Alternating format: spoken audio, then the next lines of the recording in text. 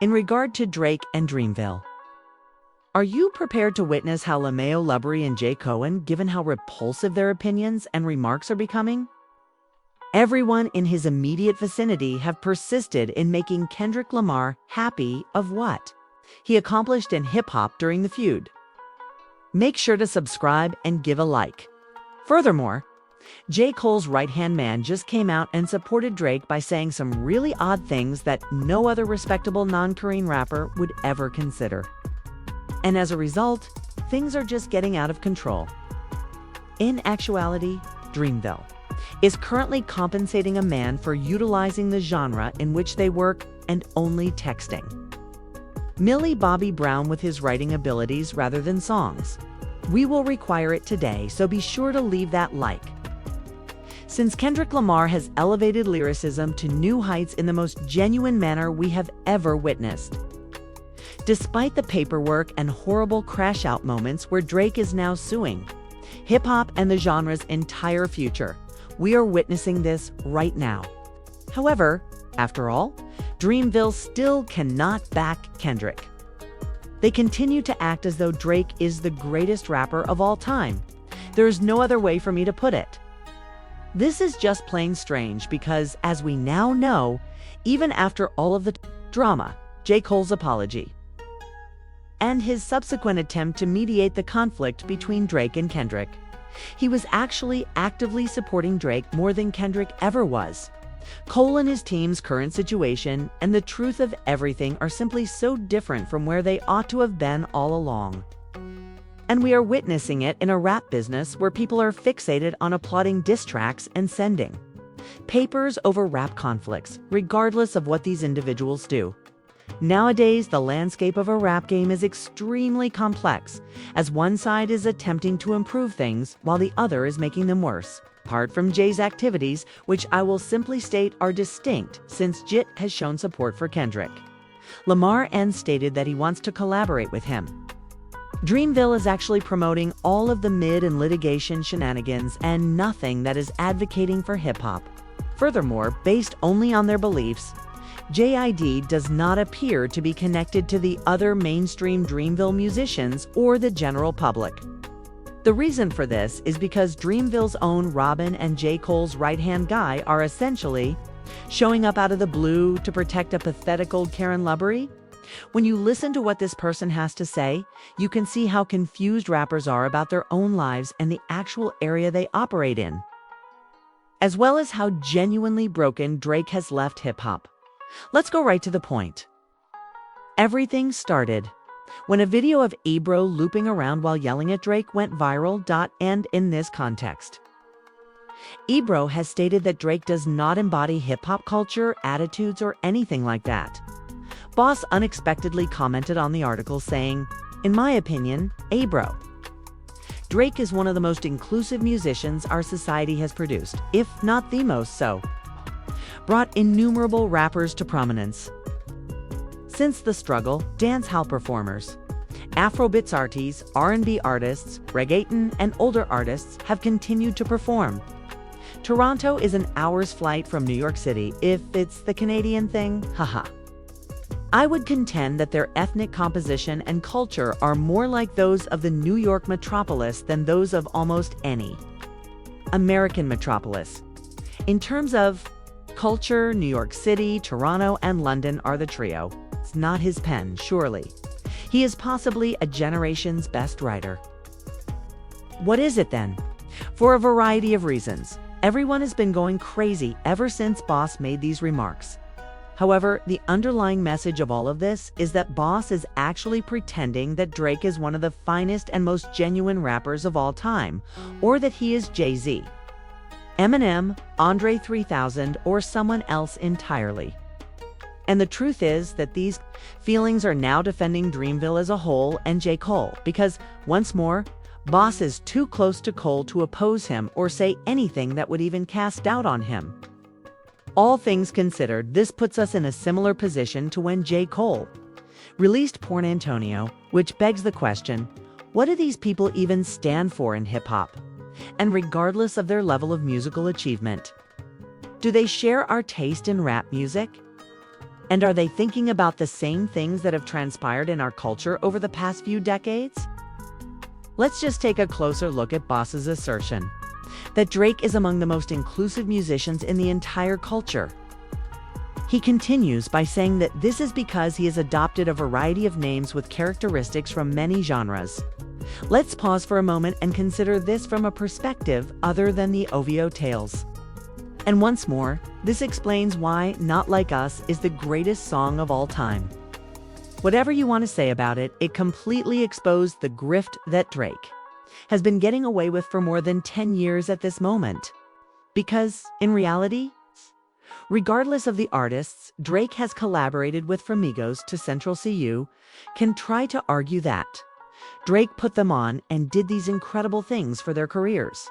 However, with this, Drake lost all originality early in his career and turned into a chameleon who adopted different styles based on the prevailing trends. I'm going to reveal the courtside Karen of rap, so the OBO witnesses this should not become enraged, and simply follow me. Once more, Drake attempts to portray himself as a superhero who is dressing up as other musicians and performing incredible feats. This is how the grift operates, and this is what they want you to think. Because in reality, Drake never achieves the sort of success he came very close to without utilizing the innumerable musicians he has collaborated with over the years and placing his name next to tracks they were already creating. After which, he simply added a Drake feature. And for that reason, Boss's reasoning is completely incorrect. You will never be able to see how, in almost every collaboration Drake has ever done throughout his career, he simply copies and pastes what the artist is doing and runs with it, unless you have the nuance to take on what he is saying in reality and again understand the context of the Drake collaboration and partnership, and it has only ever been that. Additionally, I'm sick of people acting like this isn't true. Particularly Boss. Drake only ever collaborates with musicians that are growing hot and on the verge of being famous. Regardless of how we interpret the precise claim that he puts individuals on, and with this, well, once again, once you have the grift, Drake simply hops from wave to wave, whether it was with WizKid or the Additionally, it's by failing to find real talent to collaborate with and support their careers, as Kendrick did with GNX. All of those rappers were genuinely talented but lesser-known artists who, in the case of Aziz Chaik for instance, would never have gained traction without the feature that Kendrick provided him. Once again, you witness the true meaning of putting on an artist as Drake attempts to offer him an intriguing song or two by enlisting up-and-coming rappers who are already on the verge of becoming famous. When you look at this more closely and consider how all of the rappers Drake has helped become well-known over the last 10 years or so have, at best, been subpar and lazy. Really, you can understand why hip-hop turned into the horror that it was by the conclusion of his tenure, at its epicenter when you simply look at the pool of poor talent that he produced. And so with all of this, even if Bosno is attempting to claim that Canada's rap scenes and other aspects are similar to those of New York City, I won't get too worked up over this because this isn't. The 2000s, we don't have any of those greats running things, like Jay Nass or 50. Nevertheless, despite the fact that New York hip-hop is in a worse position than it was in the past, it is currently at its lowest point ever. Really though, if this were the case, why aren't there more Canadian rappers like Joey? Beyond this remark, this peculiar affection for Lubri only becomes more bizarre when Boss stayed sand. I have to quote this because I can't even express it that he is maybe the greatest writer of all time. What is it then?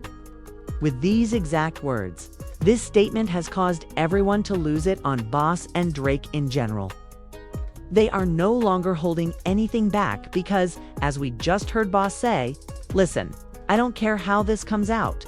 You should be fired for this, as it is blatantly insulting to everyone, especially your buddy J. Cole, who is a writer and a very excellent one, if I may say so myself. Sincerely, it is a claim that the man who only writes messages to Millie Bobby Brown is a superior writer to all those of this generation.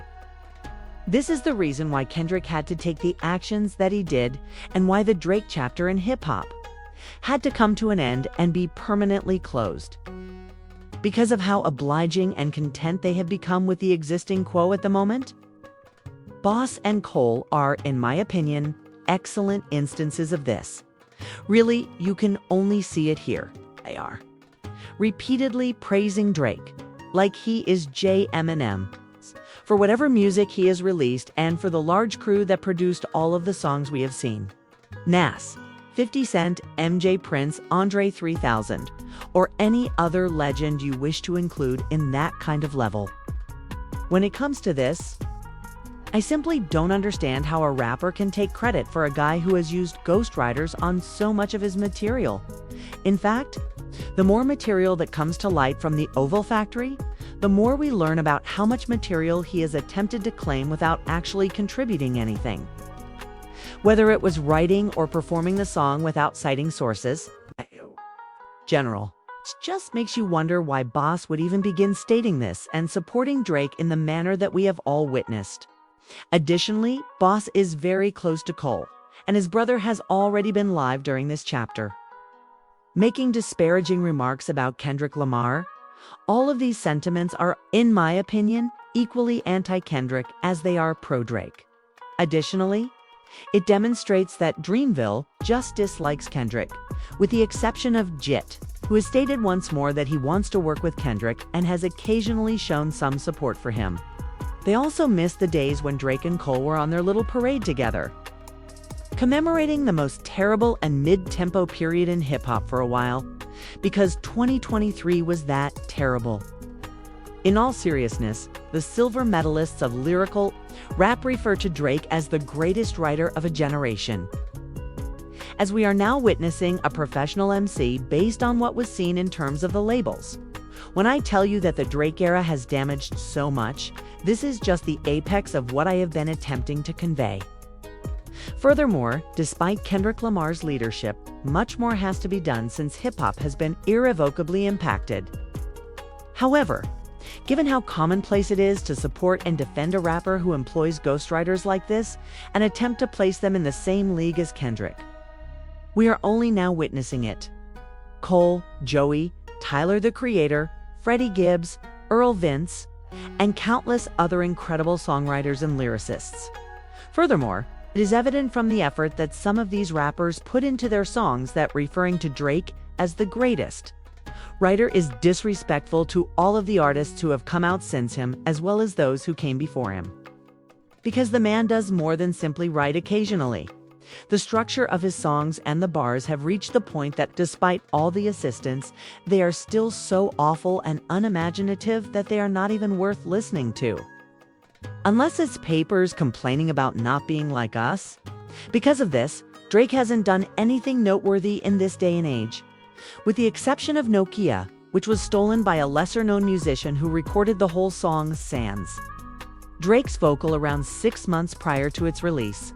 Additionally, despite hip-hop's enormous success, there are still individuals in areas like Dreamville who believe Drake is a greater rapper than Kendrick and Cole, since we all live in this world. Even while this got me thinking, the thing that happened to the game I love is that everyone agrees that this is a horrible approach.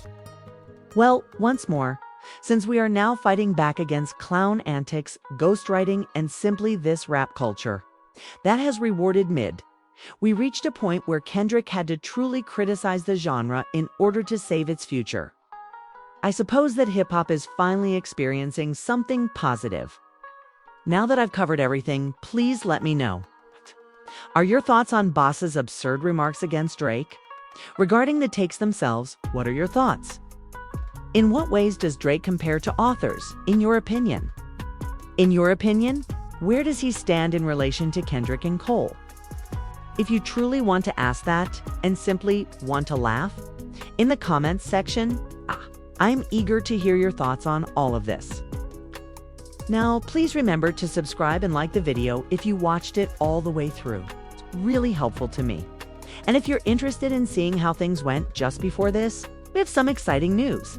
Kendrick Lamar could be hinting at something with Schoolboy Q that will happen before the end of the year. At the same time, Drake just embarrassed himself once more when his new songs, on which he had written such amazing lyrics, failed more miserably than ever before. According to Boss, watch the recommended video.